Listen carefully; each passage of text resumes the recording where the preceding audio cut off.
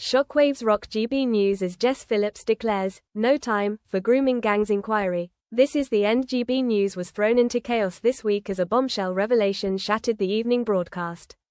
The panel sat stunned, jaws slack, eyes wide, as host Patrick Christys interrupted with breaking news that could spell the political downfall of Labour MP Jess Phillips. GB News can now reveal, Christys announced, voice heavy with disbelief, that Jess Phillips has rejected a request from Oldham Council to meet and discuss the desperate call for government support in investigating the town's grooming gangs scandal. Let me read that again, because even I can hardly believe it. A breaking news banner flashed urgently across screens, Jess Phillips rejects meeting request. The tension thickened as Patrick laid out the facts. The safeguarding minister had written to Oldham's leadership in December, coolly informing them that neither she nor Home Secretary Yvette Cooper had the time to meet. The message was clear.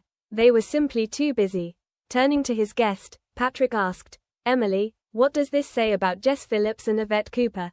Emily Sheffield, momentarily lost for words, finally responded, her voice laced with incredulity, "Look, I'm not someone who normally tears into Jess Phillips. She has been a fierce campaigner for women's safety. But this, I am flabbergasted." She continued, the disbelief in her tone rising. Jess Phillips knows exactly what horrors unfolded in those grooming gangs. She knows why this council was begging for a specific inquiry. And yet, she dismissed them. She buried it under bureaucratic nonsense. She said she was too busy.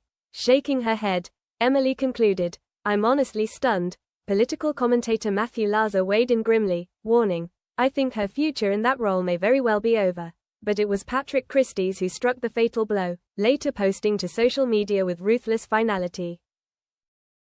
"I think this has to be the end for Jess Phillips." The public reaction exploded, fiercely divided. Some rallied to Phillips' defense, hailing her as one of the few MPs who had long fought for the safety of women and girls, but others were furious, pointing out the cruel irony. Every public servant lives in fear of failing to safeguard, and here stands Jess Phillips, at the very top, saying she's too busy to meet about possibly the biggest abuse scandal in our history. The question now looms large over Westminster. Has Jess Phillips sealed her own political fate?